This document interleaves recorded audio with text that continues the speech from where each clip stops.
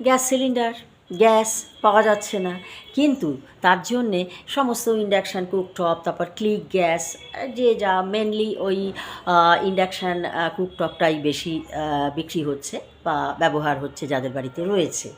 তো এটাকে যারা নতুনভাবে কিনছো কীভাবে পরিষ্কার করবে সেটা কিন্তু মাথায় রাখতে হবে।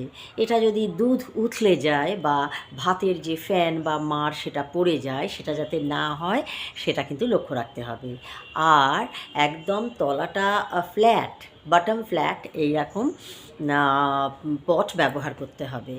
আর প্রত্যেক দিন হালকা করে একটু পরিষ্কার করবে, জল ঢালা যাবে না, ভালো করে একটা সফট কাপড়কে জলে ভিজিয়ে নিংড়ে আস্তে করে মুছে নিতে হবে।